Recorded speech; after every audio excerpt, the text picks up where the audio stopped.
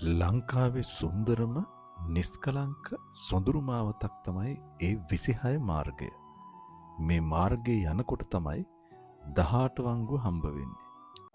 1848 කැරැල්ල ජනතාව තුලින්ම නැගී වැඩි ආ කැරැල්ලකි. ටොරින්ටන් සාමිවරයා පැන වූ අත්නෝමතික බදු ප්‍රතිපත්තිය මේ සඳහා හේතු වූ බව සඳහන්ය. මේ කාලවකවානුවේ ඉංග්‍රීසීන් පිළිබඳව දැඩි අප්‍රසාදයක් සාමාන්‍ය ජනතාව තුළ තිබූ බවත් ඒ අතරම ඔවුන්ගේ පාලනයට සහාය වූ අපේ ප්‍රභූජනයාටත් එය එලෙසම තිබූ බව සඳහන් වේ. මෙන්න මේ සමයේ ඉංග්‍රීසීන්ට උවමනා වුණා මහනුවර සිට මැද මහනුවර හුන්නස්ගිරිය උඩුදුම්බර හරහා මහියංගනයට කුළුබඩු එකතු කරගන්න මාර්ගයක් තනන්න උවමනා කර තිබුණා. නමුත් ටොරින්ටන් සාමිවරයාට මෙන්ම ඉංග්‍රීසි ආණ්ඩුවට ඒ සඳහා භූවිෂමතා ලක්ෂණ නිසි පරිදි නොදන්නා නිසා අපේ ගම්මැසියන්ගෙන් හා මේ කෝරාලවරු 4 දෙනාට මහනුවරට ආරාධනාවක් ලැබුණා. මේ අය යන්නට පෙර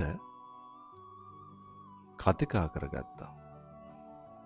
ඉංග්‍රීසි ආණ්ඩුව අපහසුතාවයට පත් කරන්නට පුළුවන් හොඳම අවස්ථාව මේ බව. ඉංග්‍රීසි ආණ්ඩුවෙන් පලිගැනීමට තියෙන හොඳම අවස්ථාව මේ බව.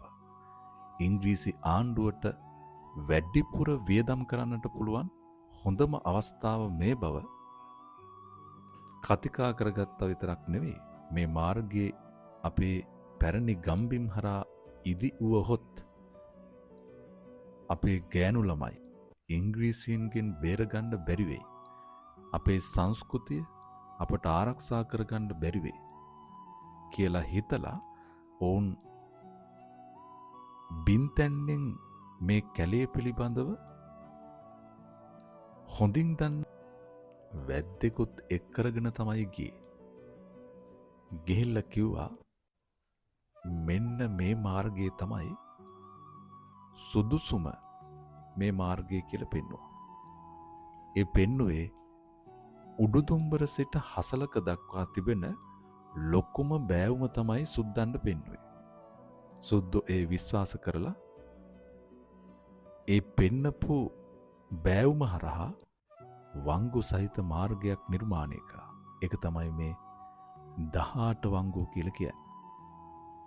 ඔබ හොඳින් අදටත් නිරීක්ෂණය කළොත් උඩුදුම්බර පොලිසිය ළඟ ඉඳලා හසලක දක්වා මේ මාර්ගයේ දුර කිලෝමීටර් 8ක් පමණ තියෙනවා. මේ මාර්ගයේ කිලෝමීටර් 8 ඇතුළත අදටත් අර පැරණි ගම්මාන 5කට යන පටු මාර්ග දකින්නට තිබෙනවා.